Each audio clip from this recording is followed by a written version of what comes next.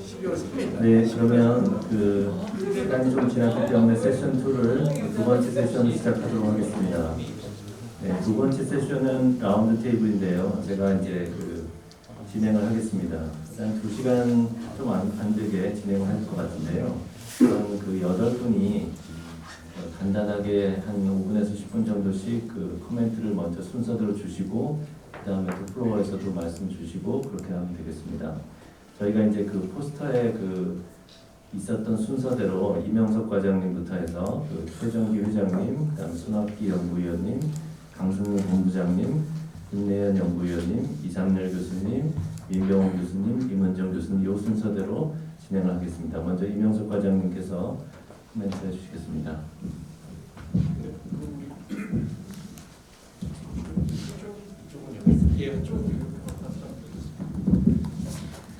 네, 감사합니다. 사실 오늘 신상범 교수님과 백우열 교수님과 인도네시아 연무 문제를 얘기를 하다가 이게 오늘의 이 자리까지 오게 된 것 같습니다. 작년에 인도네시아의 연무가 인도네시아에서 난 산불이 말레이시아하고 싱가포르과의 국제적인 문제까지 이어지고 있다. 이것을 어떻게 보느냐. 두 번째는 사실 이 같은 논제로 미세먼지, 중국발 미세먼지가 우리나라에 큰 영향을 끼치고 있는데 이런 것들은 어떻게 보느냐. 제가 인도네시아 대사관에서 근무를 할 때에 그런 어떤 경력으로 해서 두 분께서 질문을 해주신 것이 첫 인연이었었는데요. 오늘 발표를 보면서 이게 그러면서 산림 정치라는 것을 개념화 한번 해보자라는 의기투합이 정말 잘했구나라는 생각이 들었었습니다. 몇 가지만 좀 더해서 저는 말씀을 드리고 싶어요. 캅은 아마 많은 분들이 또 얘기를 해주실 것 같고요. 캅26에서 저희가 큰 모멘텀이 있었고, 이제는 안보적인 측면으로 봤었을 때 목재라는 부분이 계속 이제 탄소에 대해서는 여러분들이 말씀을 해주실 것 같아요. 근데 목재라는 부분도 아까 잠깐 말씀해주신 탄소세가 국제적으로 언급이 되면서 매우 중요한 요소가 되었습니다. 우리나라에 3천만 인방의 목재를 쓰고 있는데 이것이 대체재를 쓸 수 있는 것은 고탄소 연료들밖에 없거든요. 그럼 이것을 어떻게 가져갈 것이냐라는 부분이 사실 앞으로의 매우 중요한 과제가 될 수 있습니다. 이 말씀을 드리는 이유는 국내적으로 이제 환경단체하고 저희가 올해 목재 수확의 이슈로 해서 논쟁을 벌였었을 때도 그럼 과연 이 부분을 어떻게 해결할 것인가에 대한 부분이 사실상 효과적으로 해결이 되지 못한 채 마무리가 됐습니다. 환경부와 그러니까 산림청하고 환경부, 농림부 그리고 환경단체가 함께 목재 수확 이슈에 대해서 합의안을 마련은 했는데 아까 말씀드린 것처럼 워낙 첨예하게 생각과 다르고 사실 철학이 다르기 때문에 합의안을 마련을 한 수준으로 해서 현재는 끝났고요. 그 말씀은 앞으로도 이런 갈등 구조가 상존을 할 수 있을 거라는 얘기거든요. 그러니까 그런 관점으로 왔었을 때는 저희가 이것을 개념화하고 좀 더 정치공학적인 관점으로 바라보는 것은 필요할 것 같다라는 생각이 들고요. 특히 그 관점에 있어서 국경을 넘나드는 이제 탄소 문제뿐만이 아니라 자원 안보적인 측면에서 숲을 바라보는 관점이 매우 필요할 것 같다라는 생각이 듭니다.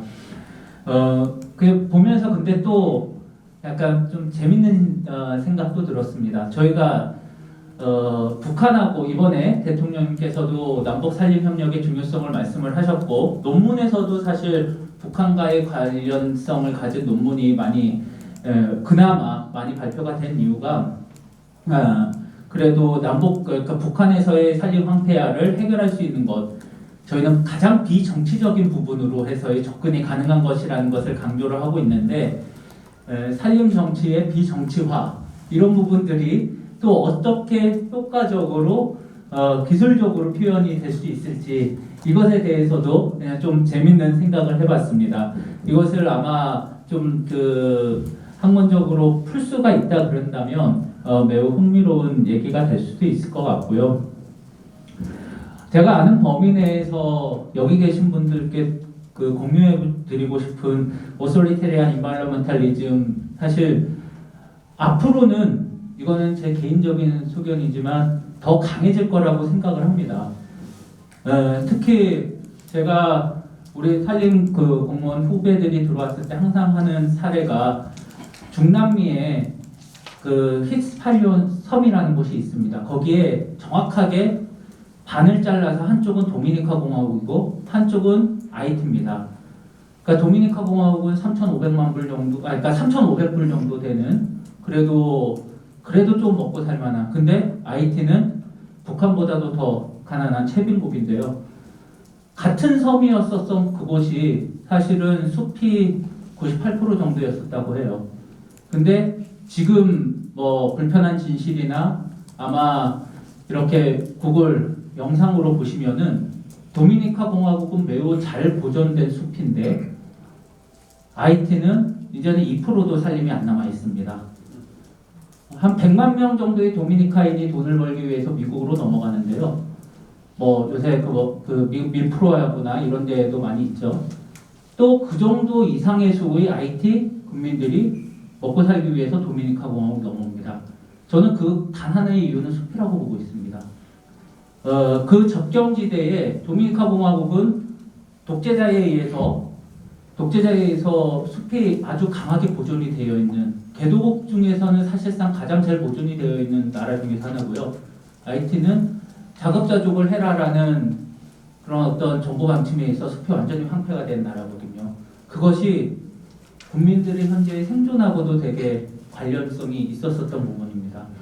그래서 사실 몇 가지의 이런 재밌는 사례들이 있기 때문에 그 사례를 바라보는 관점에 대한 다양한 시각들을 한번 앞으로는 녹여내 본다 그런다면 훨씬 더 이것이 더 풍부한 그런 어떤 연구가 되지 않을까라는 생각이 들고요. 마지막으로 저희가 행정 분야에서는 사실 너무나도 잘 써야지 되는 표현인데 산림청에서 잘 못 썼었던 부분이 스테이크홀더였었거든요. 이해관계자. 근데 제가 FAU에 잠깐 있었을 때는 제일 많이 봤었던 표현이 스테이크홀더였었습니다. 이제는 우리 산림 분야의 스테이크홀더가 예전에는 임업인만이었었다라면 이제 너무나도 복잡 다단해졌었다라는 생각이 들고, 그런 부분에 있어서 미래 과제에서도 이제 언급을 해주셨지만 이 스테이크홀더와의 이제 관계성을 어떤 식으로 가져가야지만이 우리 숲이 건강하게 보전도 되고 또 효과적으로 이용이 될 수 있을지, 이런 부분에 대해서도 앞으로 조금 더 같이 고민을 해 나가면 좋을 것 같습니다. 이상입니다.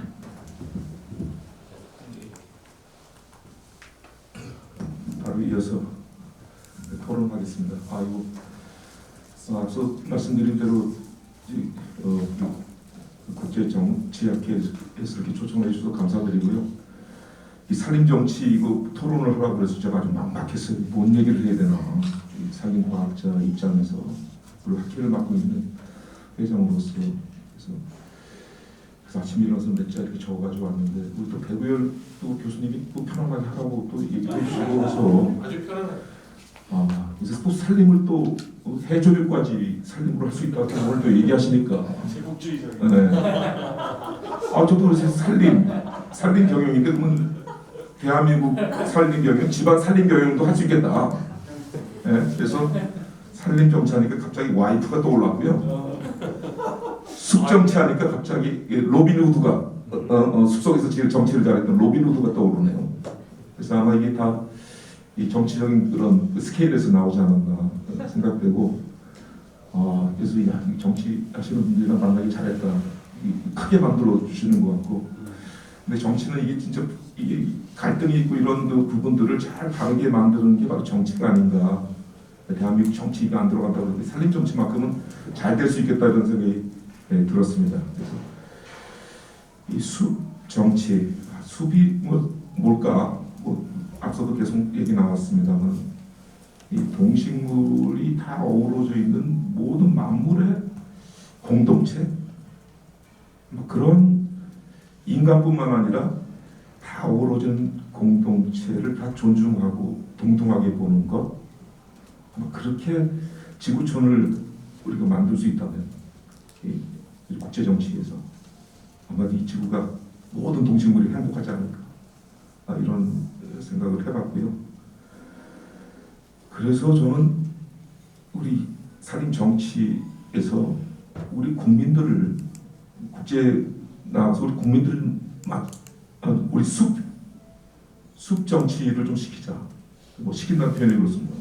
우리 예전에 국민교육 헌장을 다 낭독해가지고 한 것처럼 산림교육 헌장을 한번 우리 대한민국 국민들을 한번 해보자. 마치 저도 잘 모르지만은 영국의 헨리 3세 때 마그나 카타 이 산림 헌장을 하지 않았습니까? 이 숲이 왕의 것이 아니다. 모두 이 국민의 것이다. 라고 하면서 동등하게 하는 그런 민주주의의 꽃을 피운 것처럼 이 산림교육 헌장을 좀 우리 국민들한테 이제 해야 될 때가 아닌가 하는 생각이 들었고, 마침 산림 헌장이라는 것이 있습니다. 우리 대한민국에. 그래서 이 숲은 생명이 숨쉬는 삶의 터전이다. 맑은 공기, 깨끗한 물을 숲에서 얻어지고 온 생명의 활력을 넣는 곳이 바로 숲이다. 그래서 우리 숲을 아끼고 사랑하는 데 다 같이 함께하고 지속 가능한 숲을 만든자라는 산림 헌장이 있습니다. 이것을 좀 산림 정치에서 좀 우리 국민들한테 좀 공부를 해줬으면 좋겠다. 이게 나무 하는 사람들은요, 내가 학교 회원들한테 늘 얘기하는데 우리 너무 나무 같다.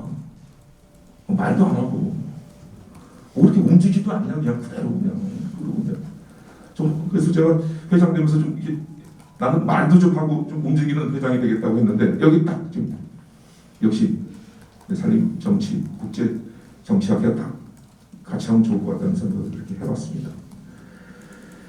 그리고 이번 그 산림 정치의 꽃을 피웠던 게 좀 오늘 계속 얘기 나왔는데, 영국 글래스고에서 열린 유엔 기후변화 당사국 컵 26에서 105개 국가가 앞으로 산림 보호, 토양 회복에 합의했다는 거.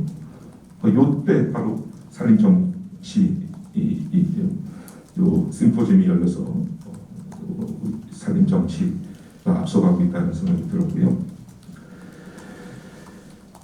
그래서 이거 조금 제가 뭐 그냥 제가 생각나는 걸 적어서 좀 두서없더라도 이해해 주십시오. 그래서 우리 국내에서는 이 산림 정치를 그 훌륭한 정치이자였던 그 헨리 데이빗 소로우 정치를 한번 숲 정치로 좀 받아들이면 어떨까?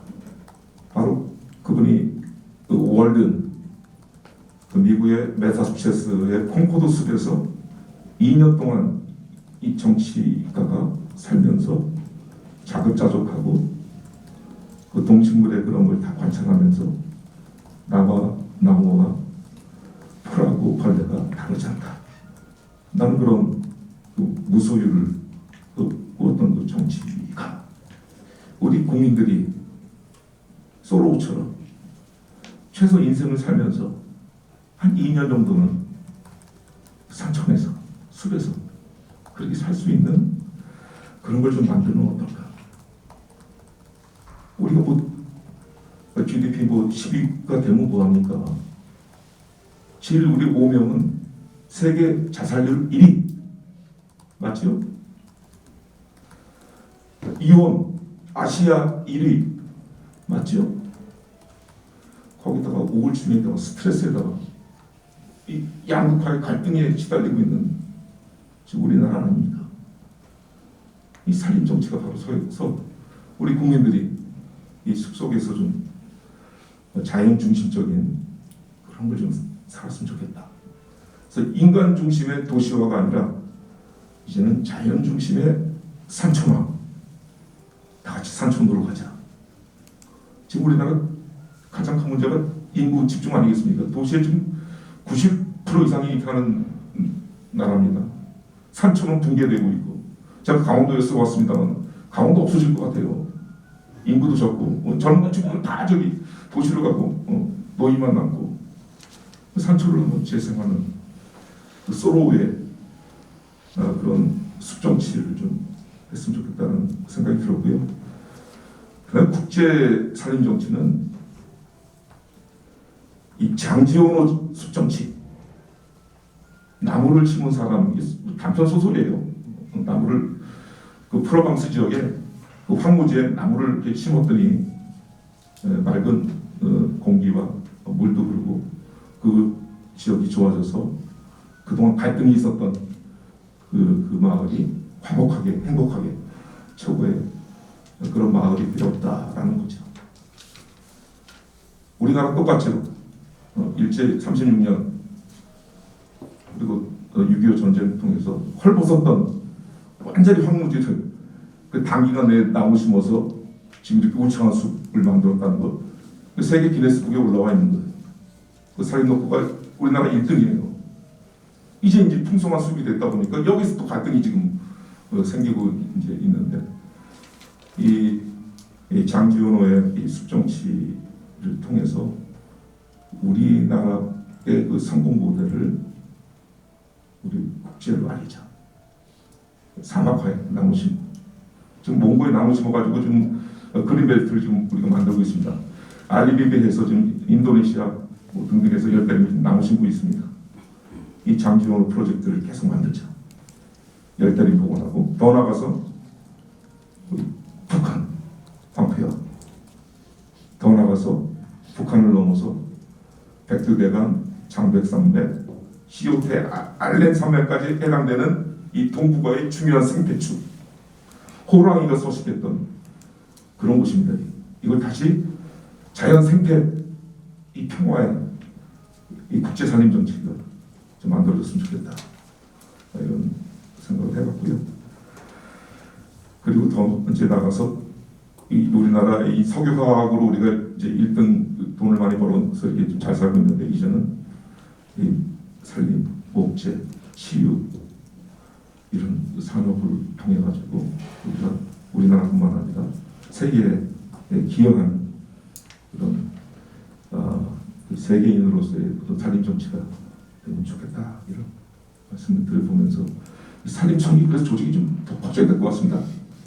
산림청을 산림정치부 이렇게 좀 커져서, 우리가 산림이 이제 바운더리가 너무 커져서 해야 될 것 같다. 가족, 여성가족부 없앤다는 얘기 있는데 산림가족부, 통일부는 산림통일부 이렇게 하면은 그야말로 이 국내 산림정치, 국외 산림정치 잘 되지 않을까 생각됩니다. 말이 좀 길었습니다. 자, 계속 이어서 손 박사님.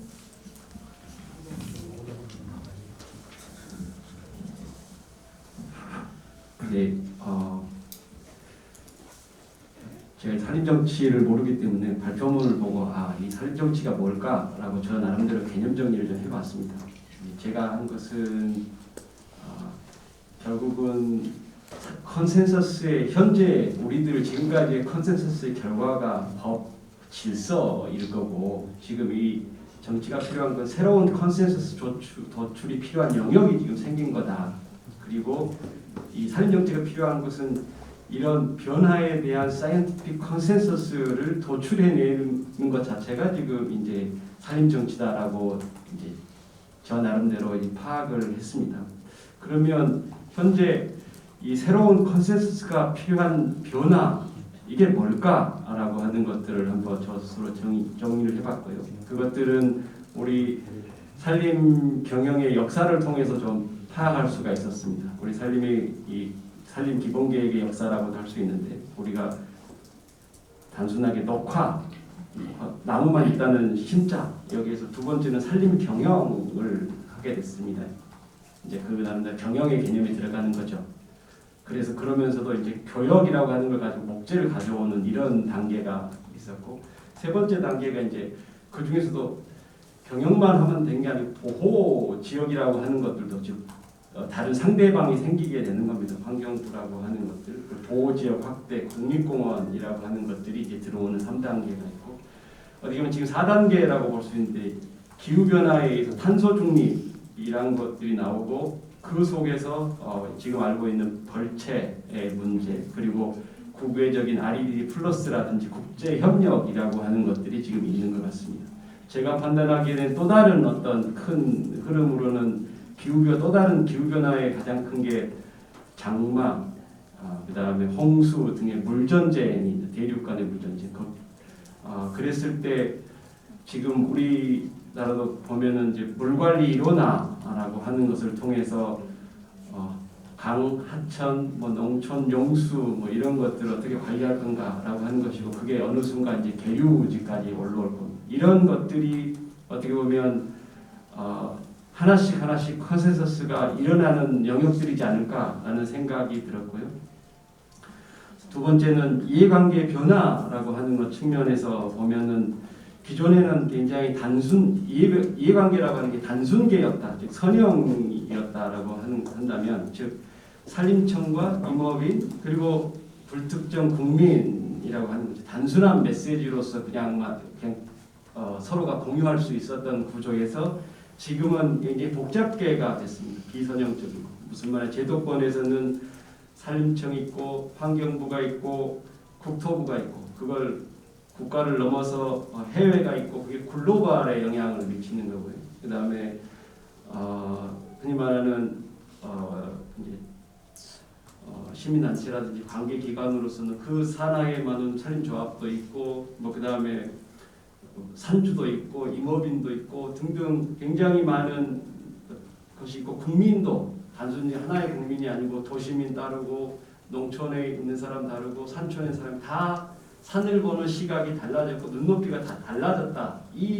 이러한 변화 속에서 우리가 어떻게 새로운 컨센서스의 도출이 필요한가라고 하는 것들이 현재 산림 이제 고민해야 되고, 그것들이 새로운 컨센서스가 다시 새롭게 법이 만들어야 되는 시기가 지금이 아닌가라고 생각이 듭니다. 그렇게 했을 때 물론 학문적인 영역에서도 이제 하겠지만 산림청도 좀 해야 되는 과제들이 좀 크게 3가지가 있는 것 같다라는 생각이 듭니다. 첫 번째가 산림이라고 하는 것들을 과연 어떻게 볼 것인가라고 하는 겁니다. 이게 이제 컨센서스가 필요한 영역이 생긴다라고 하는 거예요. 첫 번째는 말씀하셨듯이 산림을 보존할 생태계, 즉 환경부에서 보고 있는 그 생태계로 볼 건가, 그리고 그 문제를 해결할 네이처 베이스 솔루션이 가야 되는 건가이라고 규정을 하기도 하고, 한편으로는 적극적인 이용 또는 소극적 이용 등등의 자원의 관점에서 접근하는 산림청의 방식이 있고, 그것은 현재는 산림 순환 경영이라고 하는 사이클 베이스드 솔루션으로 지금 이야기가 되고 있습니다. 이 사이에서 지금 이제 새로운 컨센서스가 필요하게 되는데, 제가 보기에는 이것들이 어떻게 보면 산림청도 좀 변해야 되는 게 단순히 임업적인 것뿐만 아니라 땅의 관점으로 좀 변해야 된다. 어느 순간 공간 분화가 필요한 시점이 됐다. 기존에는 그냥 이거 산림청 땅 다 해서 했다면, 이제는 솔루션 베이스로, 그러니까 네이처 베이스 솔루션을 가야 되는 것도 있고 사이클 베이스 솔루션을 가야 되는 공간적인 분화가 이루어져야 되는데, 그렇게 되면 산림청의 정책 자체가 바뀌어야 되는 거죠. 그것에 대한 컨센서스가 있어야 된다. 그것을 하기 위해서는 그러니까 네이처 베이스 솔루션이 아니고 사이클 베이스 솔루션으로서 어떻게 이 기존 공간을 잘 할 수 있는지에 대한 대답도 대응 방안도 필요하고, 그것을 하기 위해서 새로운 행위자라든지 어떤 공간에서 어떤 규칙으로 어떻게 상호작용하는가에 대한 고민이 있어야 결국은 그게 새롭게 질서가 도출될 수 있을 거다라고 하는 겁니다. 이게 당면한 굉장히 중요한 문제라고 생각되고요. 두 번째로는 아까 미래에 도출할 수 있는 것 중에 이제 아까 물 있었는데, 결국은 결국은 물관리 일원화, 환경부에서 하고 있는 물관리 일원화라고 하는 것은 이제 바다, 강, 하천, 지류, 계류, 산까지 이어지는 이런 연속선상 속에서 물 관리를 이루어나 하겠다고 하는 겁니다. 그렇지만 다르게 보면 산림청은 산이라고 하는 산의 원수, 산의 시작이 된 산에서 계류가 되고 지류가 되고 하천이 돼서 강으로 가는 이런 시각입니다. 근데 여기에서 지금까지 산림청은 당연히 산림청 땅이기 때문에 이것 자체를 고민하지 않았던 거죠.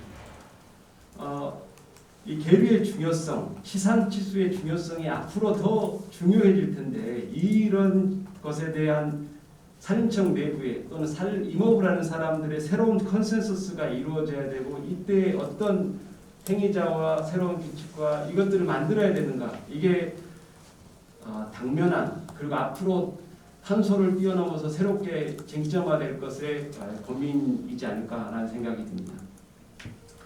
세 번째는 미활용 목재를 위한 바이오차입니다. 무슨 말이냐면 바이오차는 우리로 말하는 숯입니다.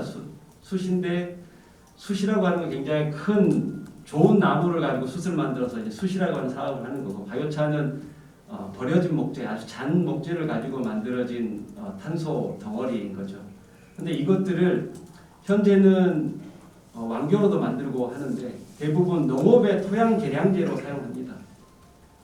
근데 이것들이 지금 미활용 목재라고 하는 것들을 산림의 새로운 자원으로 보고 이것들을 적극적으로 활용하고 이것들을 산촌에서부터 도시로 또는 농촌으로 어떻게 끌어오고 그것들이 그런 어떤 많은 주체들, 농림부와 도시 사이에서 어떤 주체들이 해서 사이클 베이스로 이거 탄소를 고정하는 데 사용할 건가. 산림청이 나무로 한 게 아니고 그것들을 가져와서 어떻게 순환을 시켜서 벌채라고 하는 게 벌채에서 끝나는 게 아니고 고정을 시킬 건가까지 가는, 그리고 그 속에서 농림부와 산림청의 교류의 고리를 어떻게 만들 건지, 산촌과 농촌의 고리를 어떻게 만들 건지라고 하는 이 정책적인 확대라고 하는 것까지 하는 이런 것들이 앞으로 이런 새로운 컨센서스의 영역이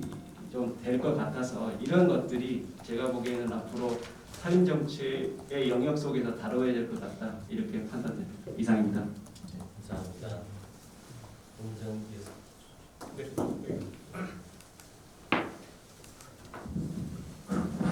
예, 안녕하십니까. 이범진흥원 산업지원본부 강승무입니다.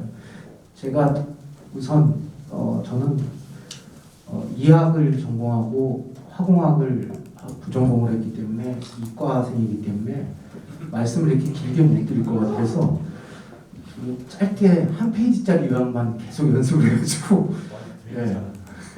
그래서 아무튼 말씀드리고 저는 한동안 그 이과 쪽인 측면에 숫자 노름을 하다가 이제 제가 본부 기획본부에서 한 7년 있으면서 행정학과 교수님들하고 이제 경영학과 교수님들을 많이 만났어요. 이제 그쪽에 분들하고 얘기하면서 조금 이제 사고의 전환을 좀 이뤘는데 오늘 갑자기 정치 그래가지고 이건 또 무엇인가 고민했는데 오늘은 제가 아는 지금까지 행정이나 아니면 경영 쪽에서 배우는 것들이 과연 여기서 도움이 되나 한번 조심스럽게 여쭤보고 배워가는 것만으로 좀 가보고 싶습니다. 그래서 저희 산업본부 아까 목재 얘기도 나오고 해서 저희 본부 안에서 지금 하고 있는 일이 목재 산업 쪽으로 해서 이제 전 죽은 나무랍니다. 산 나무는 모르고요. 죽어서 있는 나무들을 이제 그 최종 제품적으로 저희가 한 6조 시장의 목재 시장을 가져가고 다 합치면 한 38조, 가구하고 그 다음에 종이 산업까지 하면 38조인데 좀 애매하게 좀 나눠져 있어요. 저희 순수하게 목재는 한 6조 정도. 그래서 그 산업을 진흥시키는 산업하고 품질을 관리하는 산업. 그 다음에 아까 해외 쪽에 해외 목재 수입 FSC 얘기 나오는데 그쪽을 증빙을 해서 우리 목재가 약 16%가 작업하고 있고 84%를 수입하고 있고 84% 관리하는 쪽을 하고요. 제가 어떻게 되다 보니 또 이제 산에서 나온 석재라는 돌멩이 사업도 저희한테도 들어와 있습니다. 그래서 여러 가지 예, 남들이 보면 부자라고 그러는데 사실 보면 별로 가진 건 없습니다. 그래서 그런 것을 하고 있습니다. 그래서 저희들 보면 최근 들어서 한번 말씀드린 걸 보면 산림 분야는 아까 한참 말씀드린 수원하면은 공기정화 같은 공익적 기능을 가지고 있었는데 갑자기 최근에 저희 원에 삼성, LG, SK 막 와서 여러 가지 물어보는데 그게 가장 큰 게 ESG 때문에 그렇습니다. 그래서 그 기후 변화를 살림을 가지고 이용한다. 근데 이게 또 아까 여러 번 말씀드린 저희들 쪽에서 정치적인 경우에 금년도에 목재 파동이 크게 있었습니다. 첫 번째 이유는 코로나 때문에 물류가 이제 문제가 생겼고요. 두 번째는 미국에서 주택 붐이 일어나서 자재를 싹 쓸어갔고요. 제가 어저께까지 출장을 또 군산하고 익산 쪽 아래쪽으로 갔다 왔는데 요소 문제가 커졌잖아요. 그래서 이건 우리하고는 상관없다 그랬더니 우리 보드 업체가 합판 보드가 큰일 났어요. 요소 수지가 없습니다. 지금 자동차에 쓸 요소도 없는데 본드에 쓸 요소는 생각도 못한다 해서 공장 써야 된다. 그러니까 이렇게 연관돼서 다른 산업에 계속 문제를 일으키고 있습니다. 그래서 지금 보면 저희들이 어떻게 보면 ESG 때문에 살림이 새로운 어떠한 돌파구가 되고 있는데요. 예를 들어서 금년도에 국민연금이 해외 살림 펀드에 약 1,600억 원을 투자했습니다. 이게 전체로는 한 1,600억 원에 2조 정도의 큰 펀드가 움직이는 거에 들어갔고요. 그래서 또 보면 지금 현재 한투가 우리나라에 2천억 원 정도를 또 해서 살림 투자 펀드를 만들고 있습니다. 그래서 그 펀드를 올해 12월까지 클로징 1차 클로징을 하고 내년도에 이제 큰 기업들을 대상으로 2차 클로징을 하는데 이 같은 경우는 이건 복잡하게 지금 기후 변화에 의해서 살림 흡수량만 보고 있지 않습니다. 기업들은 이윤 추구를 가고 있는데 기업에서 첫 번째 R&D 사업에 꺼려하는 게 이윤 추구가 사실 그들의 원하는 대로 되질 않기 때문에 기업은 첫 번째로는 VCS 볼런터리 그 카본 스탠다드를 통해서 그 VCS를 통한 카본 소득을 탄소 배출권을 판매를 해서 수입을 얻지만 그거 갖고는 기업이 생각하는 만큼의 돈을 얻지 못하고요. 그래서 살림에 투자해서 아까 FSC를 통해서 목재를 가지고 그 판매를 하거나 유통을 해서 아니면 또 토지 자체의 가치 상승까지 봐서 그 기업들이 지금 투자를 하려고 하고 있습니다. 그래서 저희 같은 경우는 해외 사업 같은 경우에 그쪽에 큰 그 이슈가 되고 있고요. 이게 뭐 이미 미국 대형 투자은행인 JP 모건 같은 경우도 산림관리 업체인 캠벨 글로벌을 인수했고요. 소프트사도 산림 네트워크 내추럴 캐피탈 컬에서를 투자해서 지금 뭐 큰 돈들이 산림 쪽으로 움직이고 있습니다. 그래서 이런 것을 보면 지속 가능한 기업의 발전을 위해서도 또 이 기업의 발전이 또 지역 주민 그다음에 최고 나와서는 관련된 모든 사람들하고 연계가 돼서 우리 산림 산업 전체가 지금 이제 이 정치 쪽에서 쳐다봐 줘야 될 시점이 됐다고 봐서 아주 좋은 시점인 것 같습니다. 그래서 저를 불러주셔서 감사드리고 제가 오늘 와서 많이 배우고 가서 또 적용하도록 해보겠습니다. 감사합니다. 네. 김대현 장관. 네, 저도 원각결에 정치라는 부분에 접근을 해본 게 지금 처음인 것 같고요. 바로 어떻게 교수님께서 불러주셔서 이렇게 참여한 것 같습니다. 그래서 자료를 보더라도 제가 개념적으로 접근하기가 대단히 좀 어려운 부분이 있긴 했는데 자료 본 거하고 이제 오늘 설명 이제 직접 또 프레젠테이션을 보면서 조금 재미있는 부분을 이제 개발을 하실 수가 있겠다 이런 생각이 좀 들었습니다. 저도 좀 생각이 좀 정리가 된 게 있어서 한번 말씀을 드리면 숲정치라는 건 용어적으로도 너무나 낯설고 말씀하신 것처럼 지금 미성숙한 단계다라고 생각할 때 그 이유가 뭘까라는 거를 그 프레젠테이션 들으면서 생각해 보니까 국내적으로도 이제 좀 이제 트리거가 있어야 될 텐데 국내적으로는 포지셔닝이 살림이라는 부분이 포지셔닝이 좀 미약하지 않았던가, 실패하지 않았던가, 그런 게 이유가 이제 경제 자원으로서의 경제 자원이라고는 하지만 아까 말씀하신 것처럼 목재가 그냥 국내에서 그 생산되는 게 16%밖에 안 되는 경제 자원이지만 경제 자원을 인식하는 게 좀 적어졌다. 임업이 지금 GDP에서 지금 차지하는 비율이 한 자릿수가 안 되니까요. 그러면 그 또 환경 자원으로서 인식이 강한 것인가? 네. 환경 자원으로서 인식이 뭐 경제 자원보다는 낫겠지만 그렇다고 아주 또 강력한 것 같지는 않습니다.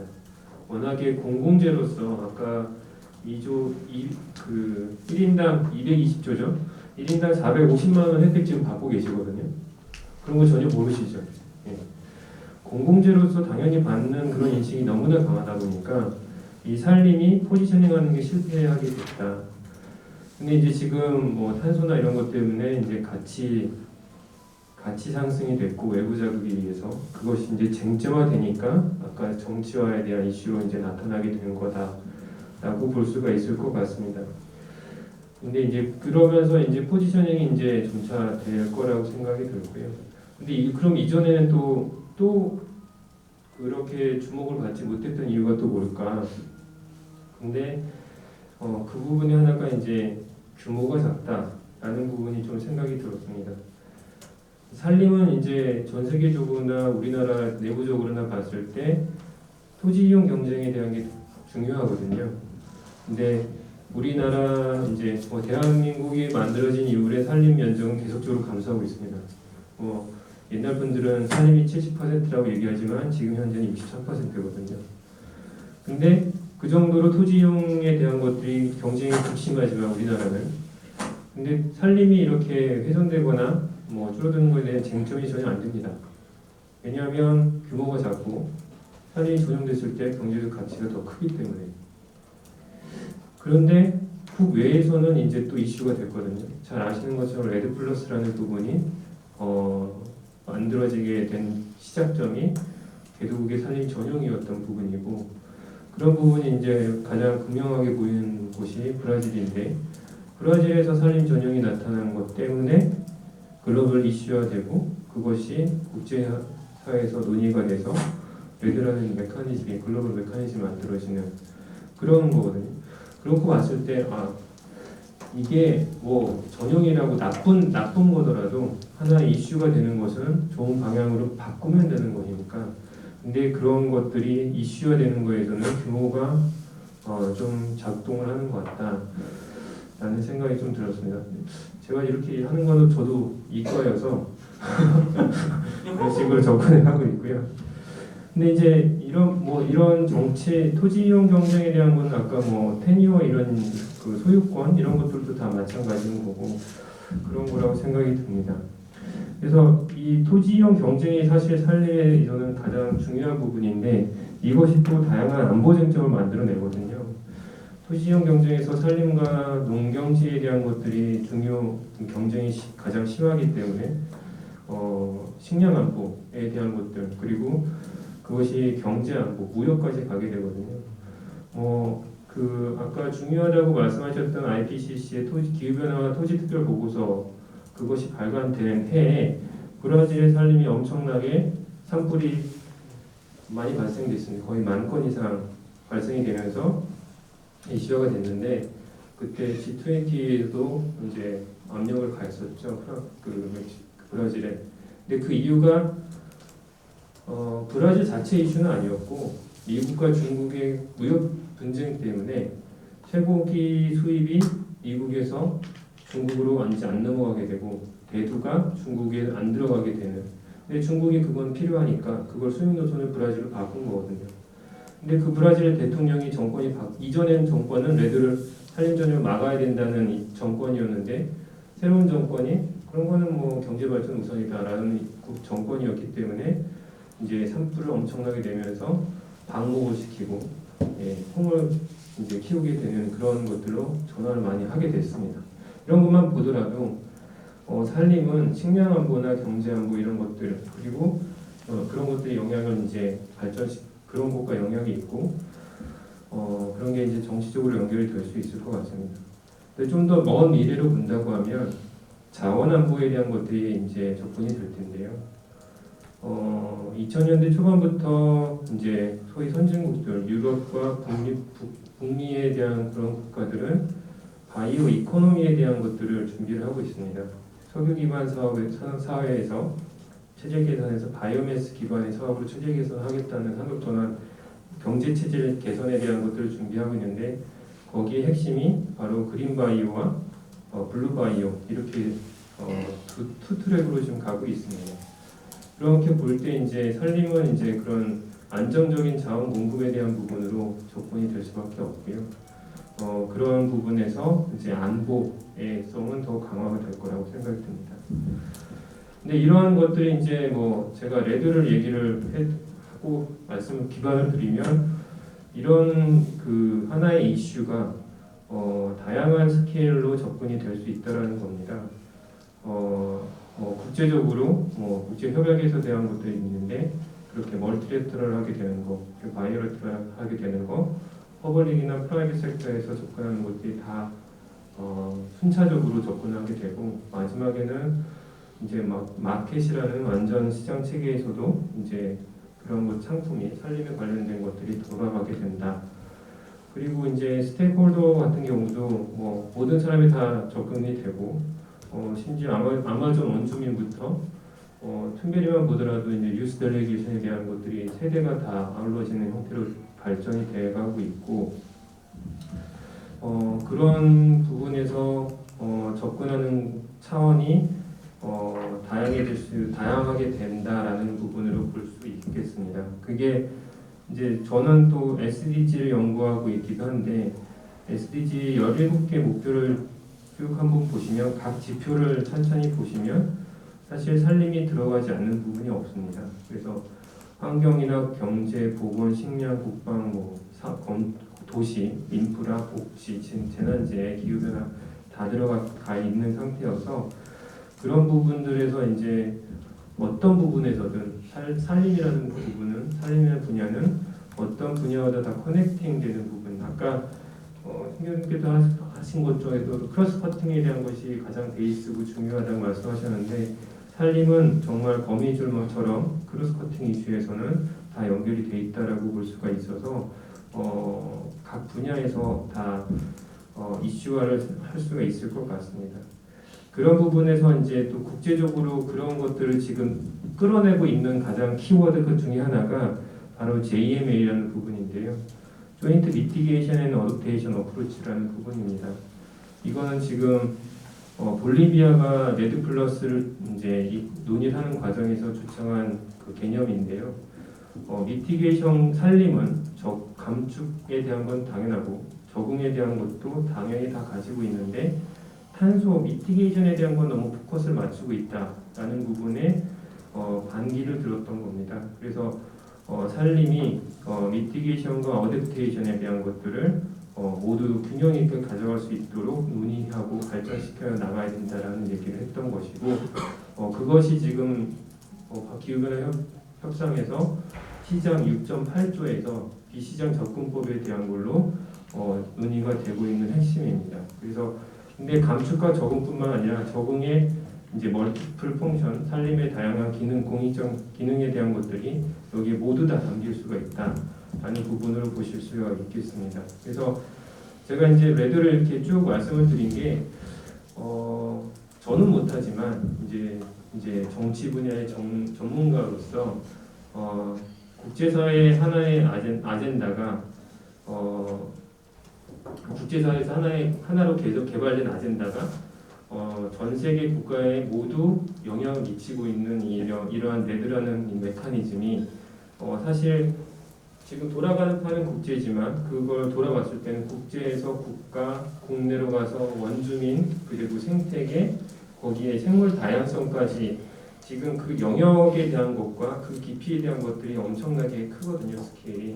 근데 그런 것들이 하나의 국제 규범화되는 그런 과정들이 2005년도부터 쭉 히스토리컬하게 정리가 되어 있고 그것이 규범화가 되어 있고 자발적 탄소 시장에서 레드가 엄청나게 부밍한 과정 그리고 UNFCC 차원에서 바르샤바 레드크로스 프레임워크라고 하는 NDC에 기여할 수 있는 그러한 과정까지 만들어지는 것을 한번 보시면 거기서 새로운 무언가 저희 같은 사람이 보지 못한 무언가를 이렇게 도출해서 숲 정치라는 부분의 발전에 대한 기여를 하실 수 있지 않을까 그런 생각이 좀 들었습니다. 그래서 레드에 대한 부분은 정보를 좀 더 공유를 많이 드려야겠다라는 다짐을 또 한번 해보고 있습니다.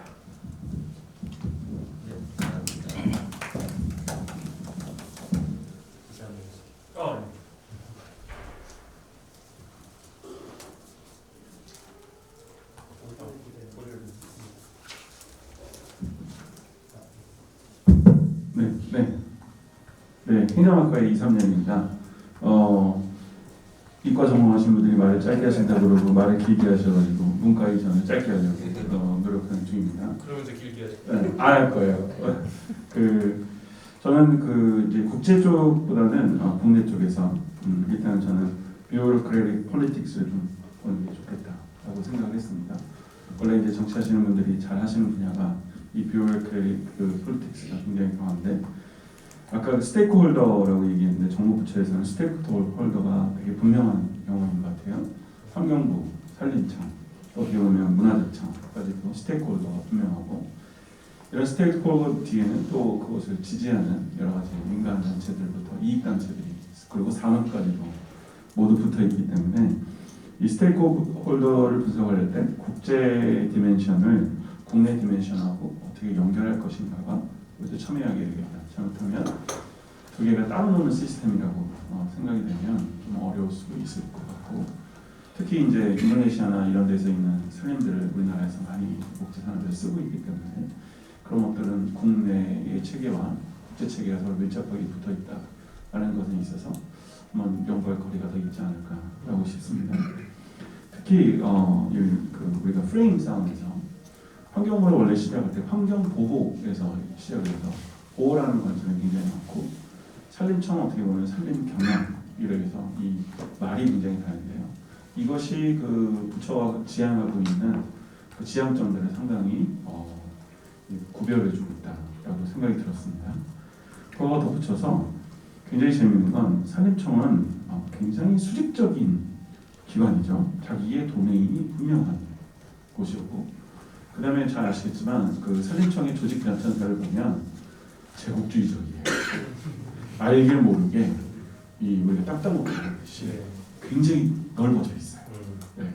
그런 거에 비해서 환경부는 굉장히 덩치는 커진 것 같은데 환경부는 굉장히 하부가 약해져 있어요. 왜 하부가 약해져 있냐면 예전에 정통부가 굉장히 발전할 때 하다가 갑자기 미션 어컴플리시돼서 없어졌거든요. 그 이유가 뭐냐면 각 부처마다 정부화 실들이 다 생겼어요.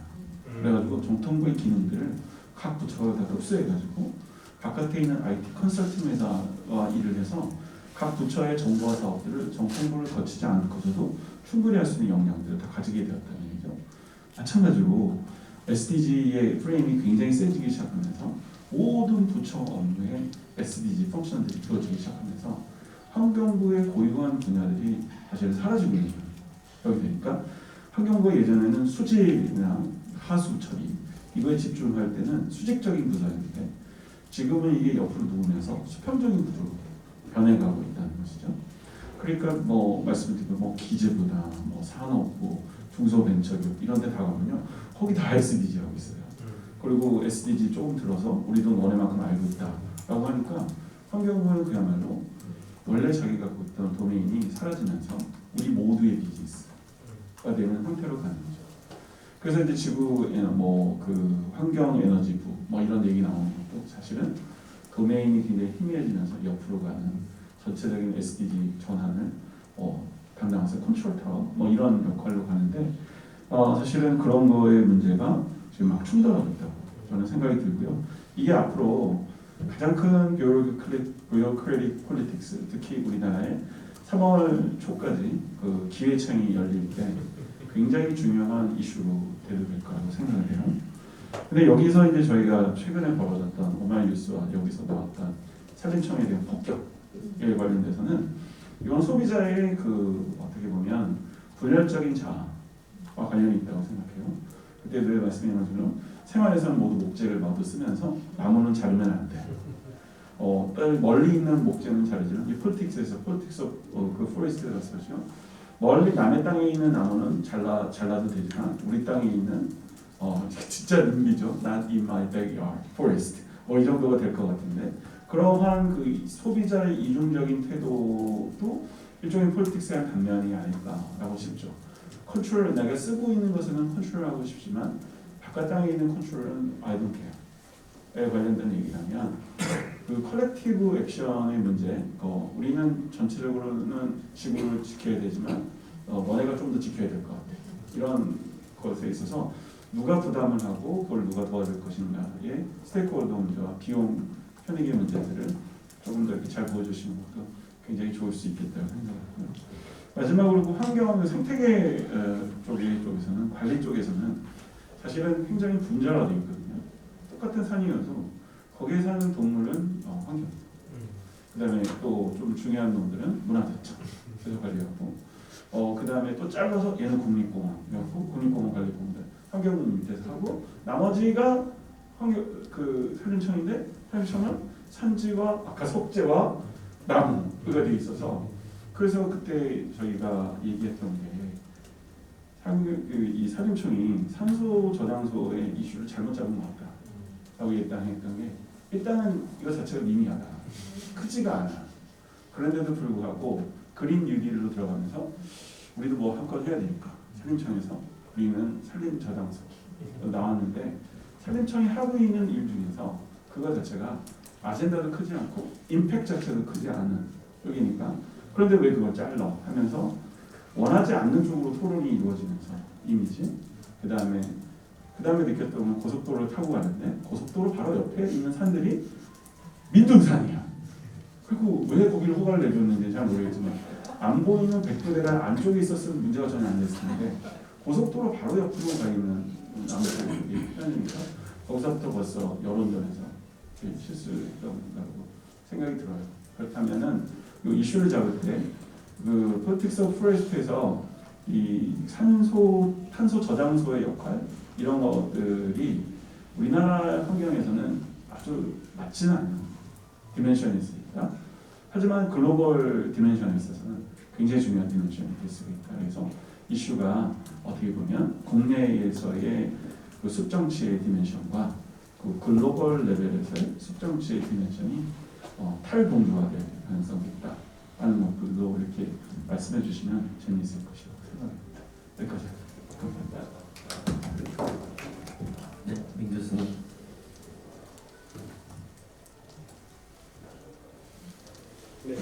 이화여자대학교 정치학과에서 국제정치를 가르치는 민병원입니다. 오늘 이과 출신의 앞서 이과 스님께서 정치 때문에 당혹스러워하셨는데 저는 숲 때문에 상당히 당혹스러워합니다. 아무튼 숲의 정치를 개념화하기 위해서 이렇게 다양한 분야의 고수들이 모여서 많은 이야기를 나누는 자리가 굉장히 의미가 있는 것 같습니다. 코멘트로서 크게 세 가지 키워드를 가지고서 말씀을 드리고자 합니다. 첫 번째는 신인간 중심주의라는 용어고요. 두 번째는 시스템 사고고 세 번째는 탈자본주의. 이 세 가지 포인트를 좀 나란히 말씀드리도록 하겠습니다. 잘 아시다시피 인간 중심주의라고 하는 것이 이제 근대에 들어와서 사람을 만물의 중심에 놓고 나머지 모든 것들을 그 아래로 두는 사고방식이었죠. 이해는 가죠. 신의 세계로부터 중세로부터 벗어나서 인간의 이성에 대한 그 확신과 또 과학이라든가 이런 것을 바탕으로 해서 인류의 미래를 진보를 향해서 나아가는 인간의 미상을 정립을 했습니다. 이제 깨져나가고 있죠. 이 숲정치 담론이나 환경 담론도 이런 근대의 인간 중심주의가 한계에 봉착했다는 것을 잘 보여주는 대표적인 사례가 아닌가 싶고요. 다만 오늘 논의에서 아까 앞선 세션에서 이제 발제를 하실 때도 그렇고 또 많은 토론자 선생님들이 의견을 나누실 때 여전히 그 배경에는 인간 중심적인 접근 사고방식들이 깔려 있지 않나라는 생각이 들었습니다. 그래서 이익이라든가 전략이라든가 효율성이라든가 이런 개념들이 이제 계속해서 돌아다니고 있고 그러면 결국 숲을 포함한 모든 자원들은 결국 인간을 위해서 봉사를 해야 되는 소모가 되어야 되는 그런 것들로 간주를 하는 전제는 여전히 벗어나지 못하고 있지 않나라는 생각이 들었습니다. 이와 관련을 해서 최근에 트렌드 중에 하나가 포스트 휴머니즘이라고 있습니다. 뭐 비인간적이라는 게 아니라 인간 중심주의를 이제 넘어서서 그다음 시대로 가자라고 하는 운동이자 사고 책이라고 할 수가 있는데요. 인간을 그냥 단지 수많은 자연이라든가 어떤 우주 전체 속에 포함된 하나의 존재로서만 바라보게 되고, 그래서 최근에는 이 어떤 신유물론적인 경향성을 많이 보이고 있습니다. 이제 그러다 보니까 또 너무 인간을 하나의 물질로만 보는 것이 아니냐라는 반성이 나오기 때문에 앞서 말씀드린 대로 인간 중심주의의 오류에 빠지지 않으면서 인간을 조심스럽게 위치시킬 수 있는 신인간 중심주의, 다시 말해서 인간과 자연의 어떤 밸런스를 유지할 수 있는 그런 미묘한 솔루션을 찾아가야 되는 것이 아닌가, 이런 생각이 한 가지 들었고요. 두 번째도 연관된 얘기입니다만은 그렇다면 우리가 숲 이야기를 할 때 여기 좀 더 커다란 큰 그림 속에서 이것을 바라보아야 될 필요가 있지 않나. 아까 융합적 사고 이런 말씀도 하셨는데요. 융합 연구라고 하는 것이 사실 우리가 뭐 이게 상당히 듣기는 좋은데 실제로 해보면 거의 잘 안 됩니다. 이과 선생님들 계시니까 잘 하실 겁니다. 문과 선생님들하고 일하다 보면 아무 얘기가 안 돼, 진행이 안 되는 것이 알았습니다. 이 평행적인 나열이 될 가능성이 상당히 크고, 그 배경에는 대체로 어떤 통합적인 프레임워크가 사실 결여가 되어 있는 게 가장 큰 이유가 아닌가 싶습니다. 각자 학문 분과에서 이제 커 오셨기 때문에 특히 숲의 정치를 얘기할 때도 다른 환경 담론과 마찬가지로 지구과학 시스템이라고 하는 과학적인 프레임은 당연히 포함이 되어야 되고, 인문사회과학자들도 그런 부분에 대해서 공부를 좀 더 많이 해 나가야 되지 않을까 싶습니다. 아까 숲 얘기를 했지만 숲이라고 하는 것이 굉장히 복잡하잖아요. 하나의 시스템으로서 이것을 예측하기가 상당히 어렵고 그 효과를 우리가 측정하기가 어려운, 예를 들어서 숲이 하나의 에너지원이자 어떤 개발의 대상일 수도 있지만 동시에 또 탄소를 포집하는 중요한 자원이기도 한데 이 두 가지 기능이 맥시마이즈 될 수가 없죠. 그렇다면 인간이 그동안 가져왔던 그 오만한 통제의 마인드로부터 조금 겸손해질 필요가 있는데, 그렇다면 뭐 부작용이라든가 또 우리가 의도하지 않았던 결과를 같이 고려해 나가는 접근 방법, 이것이 이제 시스템 사고가 아닌가 싶습니다. 그래서 지금까지 어떤 정책이라든가 정치의 기본적인 모드가 어떤 목표를 정해놓고 그것을 극대화하려고 하는 쪽으로 가는데 사실은 조금은 더 겸손한 형태로 나가줘야 되지 않을까 이런 생각이 들었고요. 세 번째로는 이제 탈자본주의 얘기를 아까 신상봉 교수님하고 잠깐 나눴는데, 숲이라고 하는 것이 개발의 대상으로서 우리 앞에 다가와 있습니다. 그런데 그 이면에 우리가 열심히 이야기를 하고 있는 그 담론의 이면에 보면 자본주의라고 하는 음흉한 이 소나기가 작동을 하고 있는 것을 느낄 수가 있습니다. 그러다 보니까 이 숲을 포함한 다양한 자원들이 과잉 개발되는 경향성이 있고, 그러다 보니까 이 글로벌 커먼즈, 그러니까 공유제로서의 숲의 기능에 대해서 이것을 코로나 바이러스라든가 또 여러 가지 환경 이슈들처럼 이제는 영토라고 하는 것이 갖는 근대 국가 시스템으로는 더 이상 해결할 수 없는 지경에 와 있습니다. 그래서 이것은 산림청 관계자분들도 마찬가지겠지만 이런 문제를 이제 접근할 때 결국 이제 글로벌 어젠다에 동참하고 따라갈 수밖에 없습니다. 우리나라 산림도 중요하지만 이제는 뭐 콩고라든가 인도네시아라든가 브라질의 산림을 이거 어떻게 해야 되는 것이냐, 어떻게 관리해야 되는 것인가에 관한 글로벌 담론들에 열심히 참여를 해야 되는 그런 목표를 가지고 있고, 또 하나는 이 글로벌 담론의 장에 가보면 최근에 이제 많이 논의가 된 아까 이명석 과장님이라든가 이런 선생님들이 말씀하셨는데요.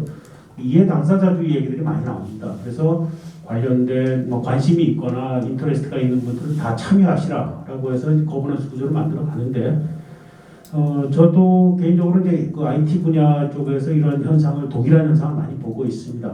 기본적으로 굉장히 자본주의 지향적이고 대부분 선진국의 초국적 기업들에게 이익이 돌아가는 구조로 작동을 하고 있습니다. 나머지는 다 거수기죠. 그러다 보니까 이게 다중이해 당사자주의라든가 또는 민주주의 또는 뭐 어떤 나름대로 정당성을 확보하기 위한 레토릭으로서 작동은 하는데 이게 정말 가난한 나라라든가 개발도상국이 무슨 도움을 주지? 라고 하는 의문이 들 때가 많고요.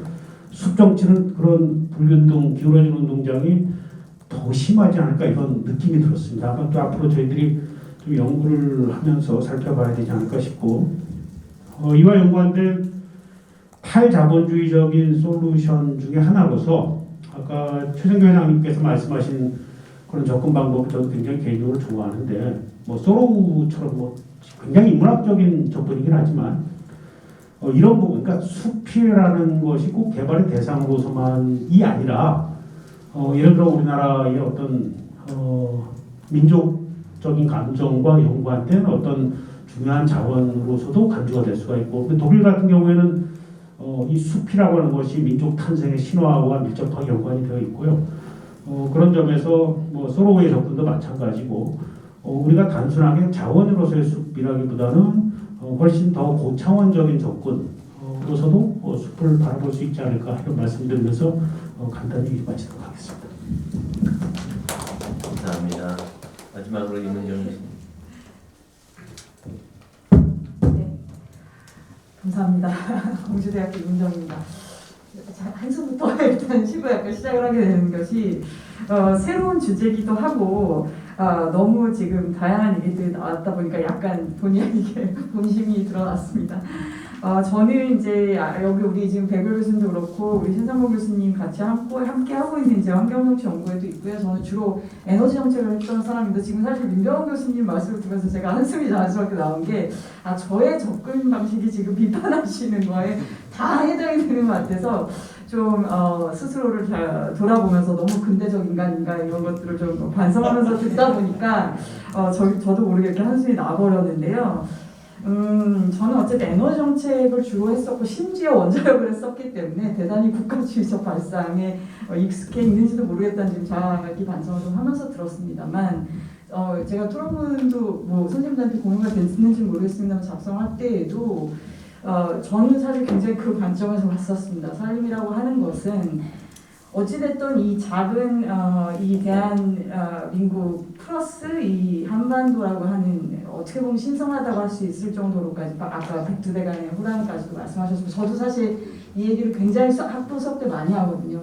예, 그런 정도의 하여튼 땅을 가지고 우리 민족이 지금 수천 년을 어쨌든 여기 터전으로 여기를 살아왔었을 때에는 이 땅에 대해서 우리가 책임을 가지고 관리를 해야 된다라고 하는 의식이 저는 굉장히 강하게 있었었기 때문에 저는 어떻게 보면 비교 정치를 하는 사람 입장에서는 대단히 우리의 지금 상황이 지금 우리 산림청분들 주로 와 계시지만 아까 우리 이상열 교수님 말씀하신 것처럼 이 거버넌스 자체가 너무 지금 좀 산만하다 죄송합니다. 너무 좀 노골적인 표현을 드려서 죄송해요.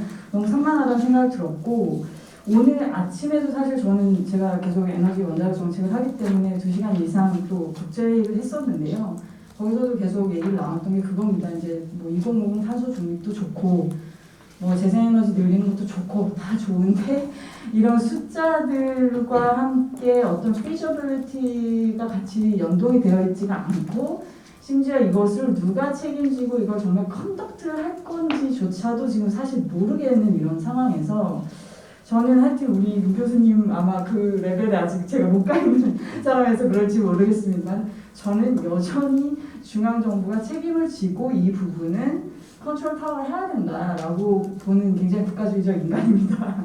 하여튼 좀 거부감이 있으실 수도 있겠습니다만 우리 어디언스에서도 그렇게 봤을 때 국토부 아까 다 좋은 말씀 많이 해주셨지만 국토부, 환경부 지금 우리 산림청도 그렇지만 저는 항상 우리나라의 특히 에너지 정책, 환경 정책 이런 것들을 쭉 봤을 때 아까 컨트롤 타워 말씀도 드리면서 말씀을 또 드리고 싶은 것은 이것도 굉장히 제가 또 자본주의적 인간이라 또 반성이 드는데 기업이 너무 빠져 있습니다. 우리의 이 거버넌스 메커니즘에서는 그것이 참 항상 궁금합니다. 우리 이태동 교수님 오늘 이 자리에 안 계시지만은 소위 이제 에너지 정책에서도 그 지적 집단, 우리도 이제 그런 사람들에 속하는 거지만 정책 영향에 상당히 영향을 미치는 지적 집단들이 있는데 거기에 시민단체도 들어가 있고 우리 같이 뭐 저기 리서처들도 들어가 있고 관은 뭐 말할 것도 없는데 항상 보면 기업들이 굉장히 마지널라이즈 되어 있는 것 같은 이미지를 받습니다. 저는 특히 이제 일본하고 비교를 해서 더 그런 이미지를 많이 받는데요. 일본은 또 너무 시민사회가 마지널라이즈 돼 있고 기업이 훨씬 더 진정한 스테이크홀더는 역시 일본은 기업들이고 앞에 나와서 떠드는 뭐 정치인들이니 심지어 경제산업성인이 하는 정부 조직들조차도 뭐 이건 저의 주장만이 아니라 많은 일본 관찰자들이 이렇게 표현하지만 코디네이터 역할밖에 안 하는구나 이런 그 문제의식도 또 일본의 거버넌스를 보다 보면 보게 되는데 그와 바이 컨트라스트 우리는 또 너무 그게 어떤 면에서 이게 너무 조율을 이루고 있지 못하지 않는가라는 좀 문제의식이 있었어서 그런 부분들을 하여튼 저는 좀 토론문에도 담았었습니다. 그냥 숲이라고 하는 것이 저는 무지하지만 저희 대학에도 저기 산림자원학과가 있거든요. 굉장히 좋은 과로 알고 있는데 그래서 우리 산림자원학과의 교수님 특강을 제가 들으면서 그때 알게 됐던 것이 숲에도 소위 이런 연령, 이 사이클이 있는 거 있다고 배웠었습니다.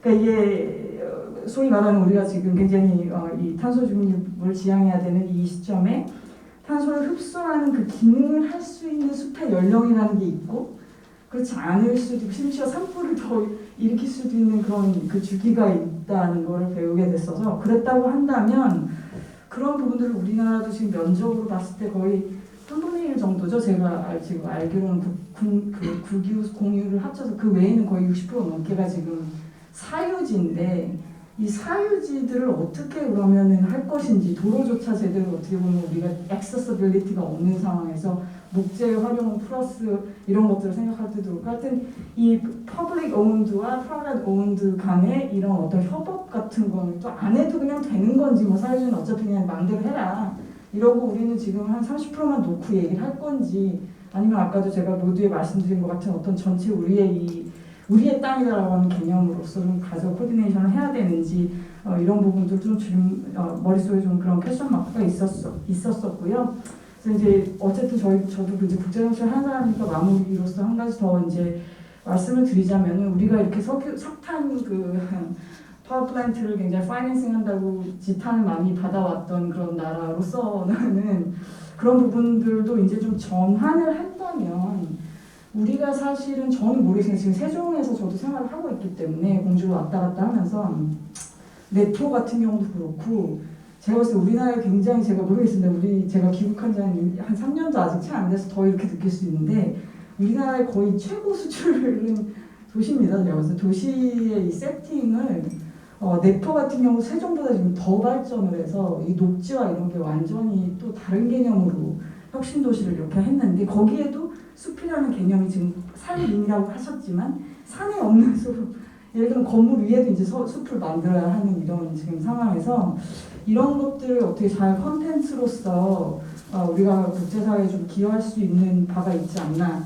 돈도 좀 되고 죄송해요. 우리 교수님께서 아까 말씀하신 거랑 좀 상관되죠. 돈도 되고 우리의 어떤 그 에틱적인 점에서도 국제사회에 좀 발신할 수 있는 부분이 되지 않을까라는 생각을 가지고 저는 왔었습니다. 마지막으로 한 말씀만 더 드리자면 이제 북한 오래전에 가봤었습니다만은 그 민둥단을 보면서 참 느끼는 바가 많았었습니다. 그리고 우리 같은 경우는 제가 이제 미국에서 우리 한국 그 학을 가르칠 때는 우리 그 개발의 그 성공 사례 중에 포레스트레이션 얘기 굉장히 많이 하잖아요. 우리나라 같은 경우는.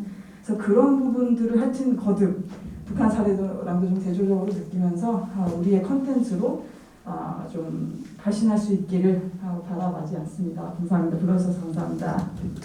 네, 감사합니다. 이제 플로어에서 말씀을 해주시고요. 그리고 또 다시 저희들 시간이 되면은 여기 계신 선생님들께 다시 또 추가적인 기회를 드리도록 하겠습니다. 혹시 말씀을 원하시면 손을 들어주십시오. 기업 대표를 산림 쪽에서 모셨거든요. 그래요?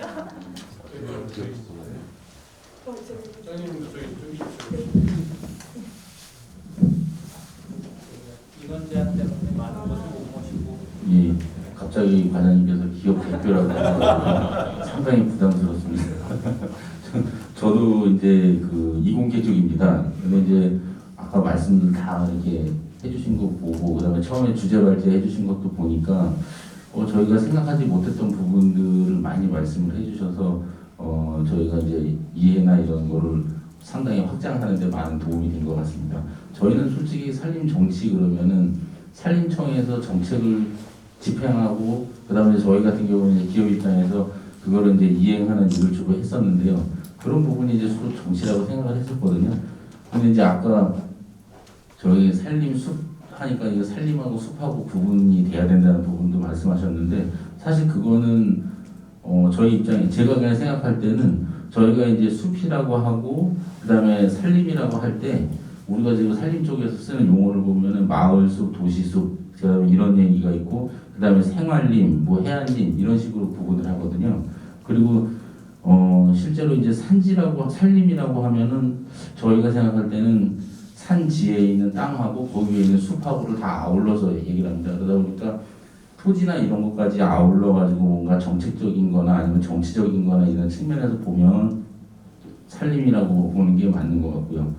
뭐 우리가 마을숲이나 생활림이나 이런 것들은 도시 인근에 있는 그런 숲 같은 거 나무가 조금 수목이 어느 정도 이상 모여서 군락을 이루면 다 숲이라고 하니까 그러면 이건 숲 개념이 너무 커지거든요. 그래서 이거는 어쨌든 만약에 이게 제 1차인데 앞으로 뭐 100차까지 간다고 심포지엄 100차까지 간다고 보면 장기적으로 보면 숲 개념으로 해서 가시는 것도 좋은 방법인데 당장 시급한 거는 아마 이 산림에 대한 거 그다음에 국제관계에서 우리 산림 탄소나 이런 부분의 상세 부분이나 이런 부분에 대한 관계나 이런 것까지 본다면 뭐 산림 정치 이렇게 보시는 것도 좋지 않을까 그런 생각이 들었습니다.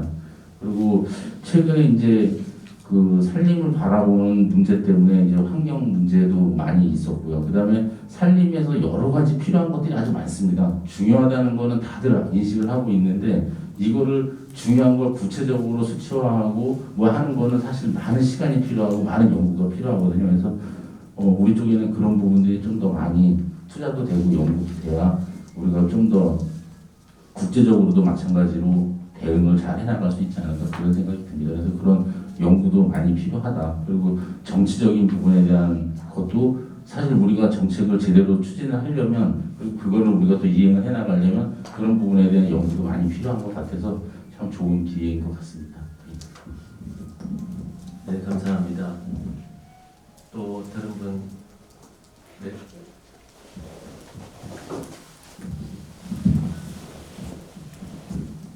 네, 안녕하세요. 저는 산림청에서 근무하고 있는 임주영 사무관이라고 하고요. 우선은 오늘 모교에서 이런 좋은 행사를 마련해 주셔서 좀 감사드리고요. 그리고 이성열 교수님 제가 2014년, 5년쯤에 정책평가로 수업도 들었는데 이런 자리에서 우연하게 마치게 돼서 굉장히 영광이라고 생각합니다. 네, 그냥 사설은 여기까지 하고요. 제가 산림청에 사실 행정직으로 들어와서 가장 고민했던 부분들이 이러한 부분이었어요. 그러니까 이게 정책은 있지만 인문학적인 기반이 없다. 이게 가장 제가 산림청에 와서 가장 먼저 느낀 점이었거든요. 아무래도 산림자원학, 뭐 이런 산림 공학 이런 분들이 많이 근무를 하시다 보니까 그런 쪽에서의 지식은 제가 당연히 모르는 그런 지식들은 풍부하게 있지만 이거를 활용할, 그러니까 정치적으로 활용할 약간 기반이 조금 부족하다는 생각이 먼저 들어서 지금 1차 산림숲정치 심포지엄 이게 생긴 게 굉장히 저는 반가웠고요. 그래서 이제 김성문 사무관님이 어떻게 알고 저를 좀 초대를 해주셨는지 모르겠지만 굉장히 감사하다는 말씀을 드리고 싶고 그래서 이게 비교정치학적으로 다른 국가와도 비교가 되면서 국내 숲정치의 권력관계가 어떻게 형성이 되어 있고 이를 정책적으로 판단을 할 때 어떻게 실무자들이 활용을 할 수 있는지 혹은 고려를 해야 하는지 이런 부분들이 연구가 앞으로 이루어진다면 숲정치라는 담론에서 산림청이 좀 더 주도권을 가질 수 있지 않을까 이런 생각이 들어서 앞으로 2차, 3차 심포지엄에도 꼭 초대해 주셨으면 좋겠습니다. 감사합니다. 네, 또 다른 분 계신가요?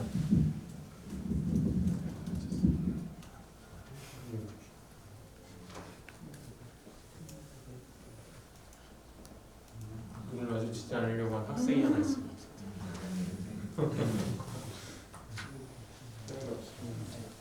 회장님 혹시 말씀 좀 글쎄요, 너무 잘 들었고요. 아까 교회사 때 이제 교회사 쓰면서 여러 고민을 했었는데 저희 국제정치 지평을 넓혀줄 수 있는 굉장히 좋은 연구 분야라고 생각되고요. 들으면서 들었던 건 아까 민병호 선생님 말씀하셨던 거 연장선상에서 비슷한 생각이 좀 들었는데요.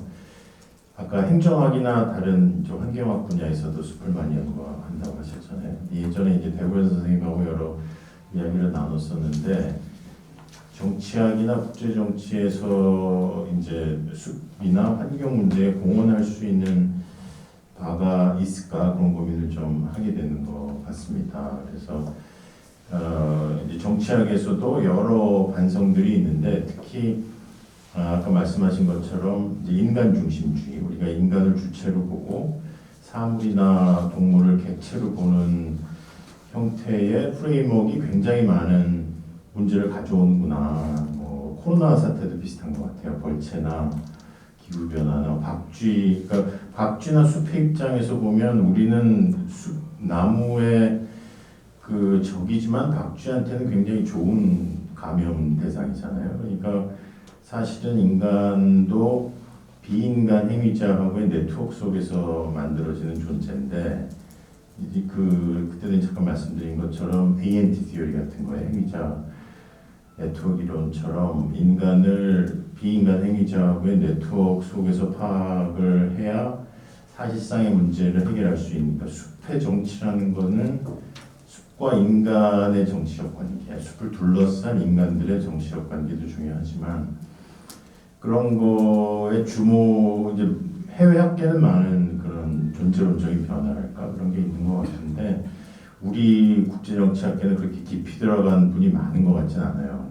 민병호 선생님이 연구하시는 분야 정도랄까. 그래서 그런 사물의 정치학 우리 배구현 선생님 해오셨던 그런 문제 제기를 이제 구체적인 대상으로 플라스틱에서 숲으로 옮겨오셔서 더 큰 차원에서 말씀을 해주신다는 점에서 이제 국제정치학계는 굉장히 좋은 도움이 될 것 같고 또 환경이나 산림을 하시는 분들께도 정치학이 해줄 수 있는 조금 깊은 차원의 얘기, 숲을 볼 수 있는 인간의 관점 이런 기초 연구를 좀 더 해주시면 정책적인 함의도 있고 학문적인 함의도 상당히 있지 않을까 그런 생각이 들었습니다. 네. 감사합니다. 혹시 또 플로어에서 또 말씀해 주실 분 안 계신가요? 또 시간이 있으니까 또 조금 있다가 말씀해 주실 분들은 또 말씀해 주시고요. 여기 계신 선생님들 또 추가로 말씀해 주실 분 안 계신가요?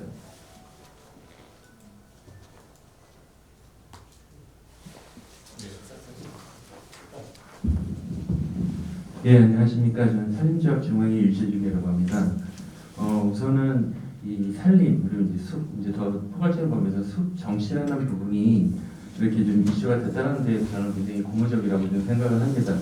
기존의 사람들은 산림 안에 이제 나무가 공기는 좋다, 피톤치드 많이 나서 좋다 이런 효익은 그냥 당연하듯이 생각하다 보니까 이게 과연 어떤 기능을 하는지에 대해서는 그렇게 크게 관심을 갖지 않았거든요. 근데 최근에 이제 아까 말씀해 주신 백별 교수님께서 말씀해 주셨지만 이제 얼마 전에 발생했던 이제 벌채 때문에 큰 이슈가 됐었고요.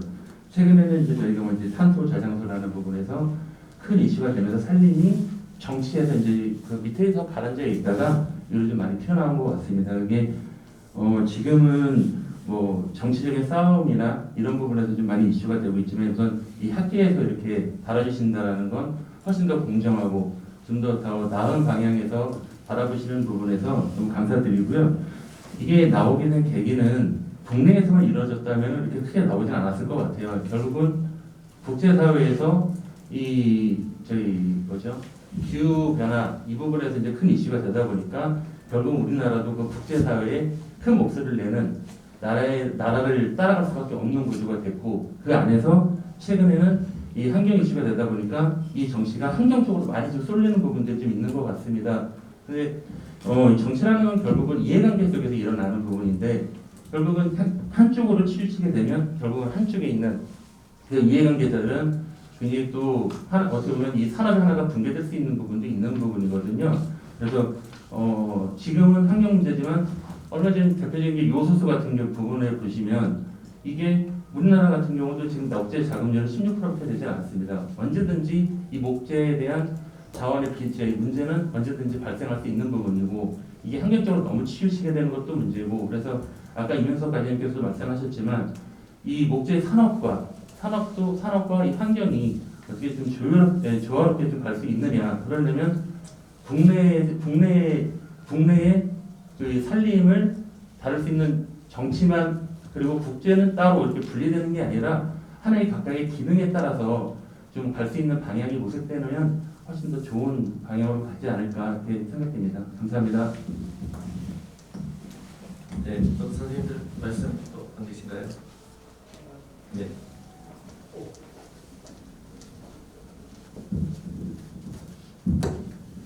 사실 어찌 보면은 저희는 이제 백 교수님, 신 교수님하고 약간 한 배를 탄 입장에서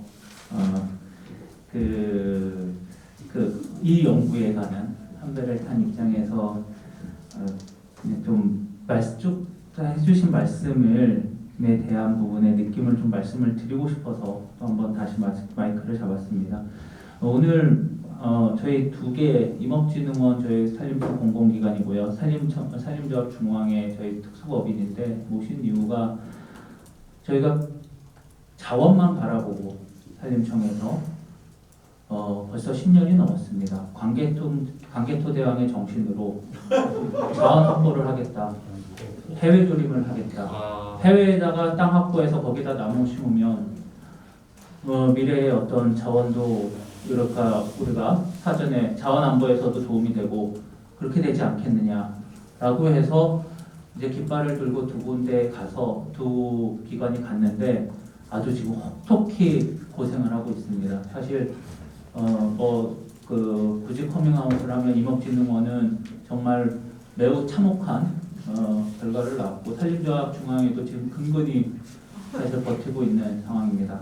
근데 그 부분이 아까 플로어에서도 말씀하셨지만 저희가 정치공학적인 여러 가지 이슈, 어찌 보면 인문사회적인 이슈 이런 부분들을 못 보지 않았나라는 생각을 제가 인도네시아에 있을 때 매우 많이 생각을 하고 고민을 했었습니다. 너무 자원적인 것만 보고 그 나라, 그러니까 이게 정치 환경 이런 여러 가지 복합적인 것을 못 보고 아까 우리 최 회장님 말씀하신 것처럼 매우 순수한 마음으로만 갔었던 부분이 있는 것 같습니다. 그래서 그렇기 때문에 더욱 이런 산림이라는 부분이 글로벌 이슈가 될 때 그것을 좀 더 정치학적으로 이렇게 접근을 하고 인문학적 사실 말은 정치학적이지만 그 안에 이제 인문학적인 부분까지 고려를 해서 접근을 해야지 될 필요성이 있을 것 같다라는 생각을 개인적으로 더 많이 들게 되었고요.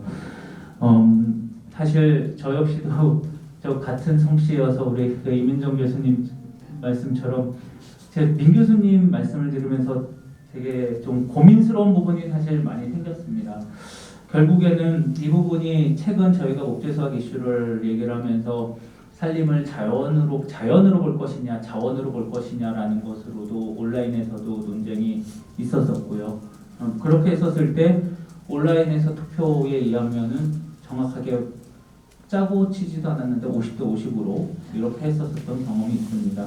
그러니까 결국에는 인간 중심으로 볼 것이냐 자연 생태계의 중심으로 볼 것이냐라는 논쟁은 앞으로 앞으로 사실상 해결하기 접점을 찾기가 매우 어려운 부분인데 그러면은 이 접점을 찾기가 사실 매우 어려운 이것을 그렇다고 저희가 무조건 결론을 내는 것이 아니라 어떻게 잘 끌고 갈 수 있느냐라는 부분들도 또 상존하는 갈등을 그래도 효율적으로 관리를 하는 하나의 메커니즘으로서 필요한 부분이 아닐까라는 생각을 해봅니다.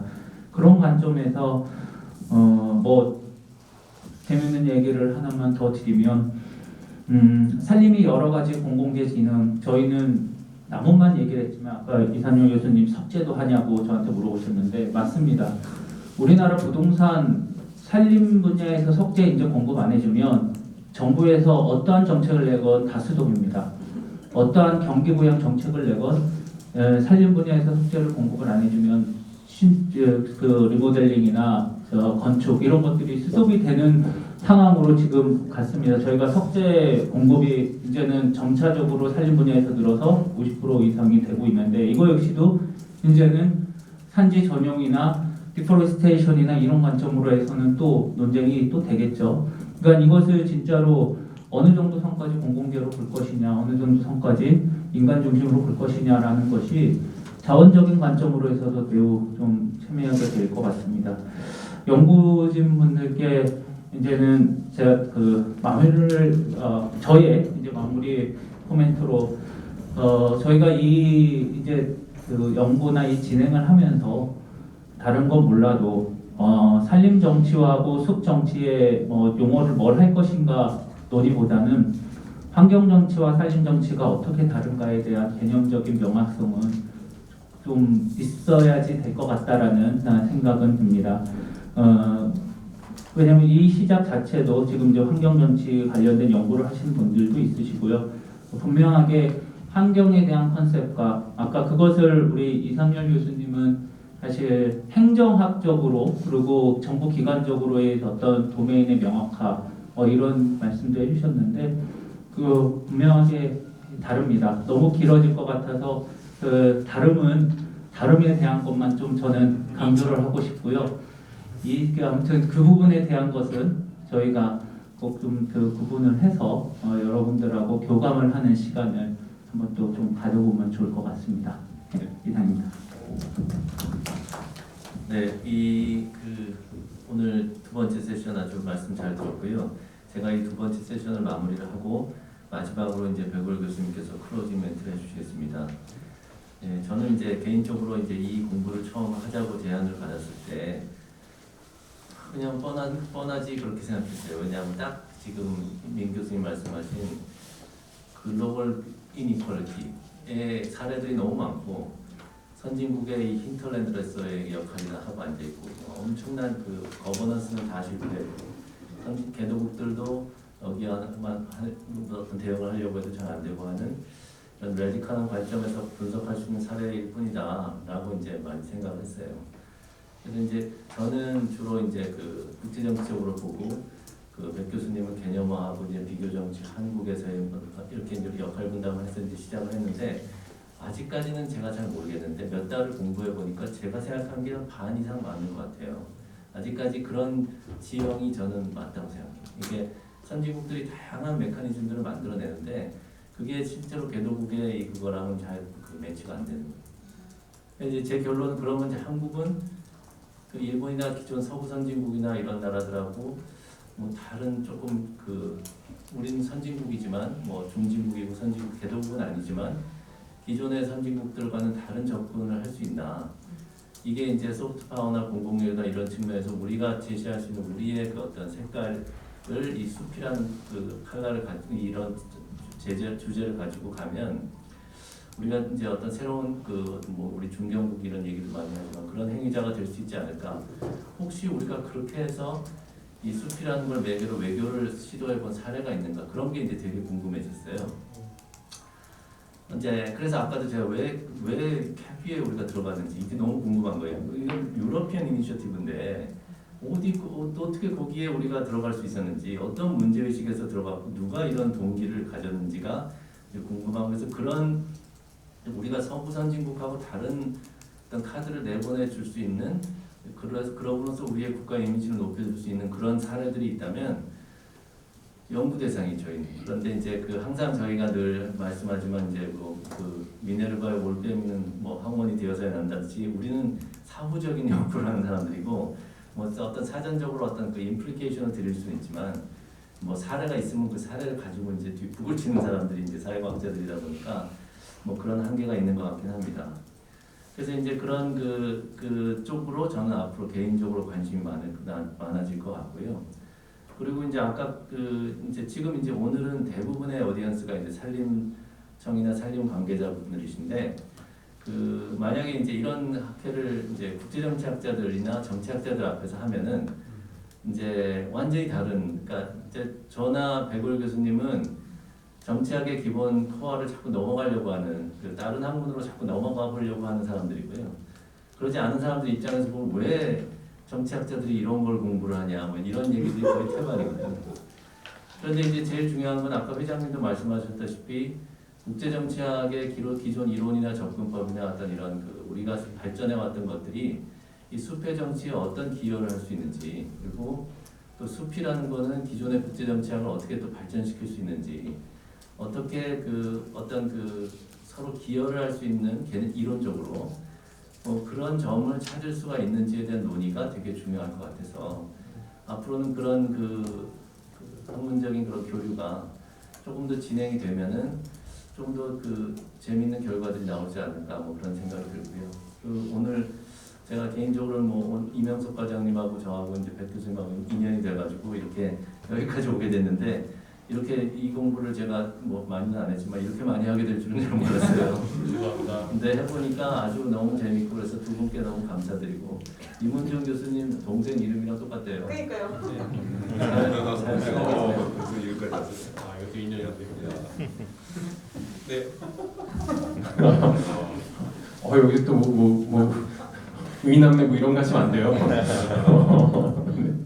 네, 감사합니다. 저도 우리 신성훈 교수님 말씀하신 거를 같이 제 입장입니다. 네, 오늘 말씀해주신 것들 중에서도 많이 재밌는 것들이 있었었는데 특히 이제 민병훈 교수님 말씀하신 신인간 중심주의가 제가 사물정치라고 하는 것에서 가장 하려고 하는 게 인간 중심주의고, 그다음에 그거를 경계선으로 해서 또 다른 생태주의적인 접근, 포스트 휴머니즘이라고 하는 거가 있다는 것을 알고 그 두 개를 갖다가 같이 해보자고 하는 것이 저의 목표입니다. 그래서 그런 형태의 접근이 가능하게 할까를 좀 도전을 하고 있는 것이고, 그다음에 이제 저는 이 숲정치를 저희가 정치학적으로 그냥 우리 비교정치적으로 아니면 비정치적으로 아니면 정치 사상적으로 접근하는 거가 좀 한계가 확실하게 있다고 저는 생각을 합니다. 그러니까 이제 여기서는 또 어떻게 우리 신성 교수님하고도 조금 다를 수도 있고 우리 이명숙 교장님하고 다른 분들하고 다를 수도 있는데, 그러니까 숲이라고 하는 것에 대한 과학적 그다음에 공학적 이해가 기본적으로 되지 않으면 이 숲의 정치라고 하는 것도 정확하게 얘기를 할 수가 없다라고 생각합니다. 그게 결국 제 생각에는 제3의 사물정치 접근법에서 이제 선을 긋고 나는 포스트 휴먼까지 갈 수 있는 생태계를 갖다 이해할 수 있는 거로 간다고 봅니다. 그러니까 그게 전 제일 큰 도전입니다. 그러니까 제가 알기 위해서 그래서 제가 산림기사 자격증 이런 거 관련된 거 쭉 계속 보고 관련된 임업과 관련된 것도 이제 교과서들 같은 것도 쭉 보고 근데 역시 이거는 넘사벽 같더라고요. 아까 말씀 숫자만 하시다가 일로 오셨다고 그랬는데 저도 너무나 이제 많은 터들도 있고 저는 반도체도 같이 하는데 반도체도 마찬가지로 물리학이나 화학 같은 것들을 제가 2-3년 정도 보고 있지만 여전히 너무 어렵고, 근데 이제 이런 거를 할 수 있는 사람들이 나오면 좋겠다는 게 제 큰 바람입니다. 그러니까 그게 정치학적인 인재, 저희 학생들도 저기 있지만 정치학에서 그게 가능할 수도 있고 자연과학을 갈 수도 있는 것이고, 자연과학, 이공학에서 하는 사람들이 이쪽 정치학적인 것 소양을 같이 하면서 그걸 갈 수도 있는 것이고, 그게 이제 제가 생각하는 가장 큰 목표일 수도 있고 도전일 수도 있고 그렇습니다. 근데 그 맥락에서 저 개인적으로는 조금 그렇고, 그 맥락에서 보면 이 숲이라고 하는 게 아주 좋은 저의 시작점이 됐다고 말씀을 좀 드릴 수가 있겠고, 그래서 제가 생각하기에는 여기서 융복합적으로 다 같이 모여서 얘기할 수 있는 것들이 큰 계기가 되지 않을까 싶습니다. 그리고 무엇보다 감사드립니다. 네, 여기 와주셔서 정말 감사드리고, 저희가 애드홈 랩이라고 해서 저희 랩 시스템을 만들었는데요. 저희 정치학과에서 랩 시스템 만들었는데 이제 거기서 이제 확장돼가는 여러 가지 1년 단위고 2년 단위로 만들어가고 잘 되면 이제 정식 랩이 되는 이런 형태가 되어 있기 때문에 이 랩에서도 좀 더 연구를 좀 더 확장을 하면서 앞으로도 또 우리 여러분들께 계속 또 여쭙겠습니다. 네, 그러니까 제일 중요한 거는 여기가 이제 시작해서 이제 우리 인식 공동체처럼 에피스테믹 커뮤니티가 하나 이루어졌으면 좋겠다는 그런 바람이 있고요. 다시 한번 우리 저기 정치학회 전재덕 회장님 감사드리고 우리 산림총장님 안 계시지만 국회에 계시겠죠? 예, 그분 네, 산림총장님 감사드리고 또 다른 모든 분들께 다 감사드립니다. 그리고 끝나기 전에 저희 우리 같이 연구진에서 저희 깍두기가 아니고요, 진짜 같이 연구를 하고 있습니다. 네, 저기 우리 정유진 박사과정 그다음 이현아 석사에게 한번 박수 한번 네, 너무 감사드립니다. 네, 그러면 오늘 여기서 이제 종료를 하도록 하겠습니다. 네, 감사합니다. 네.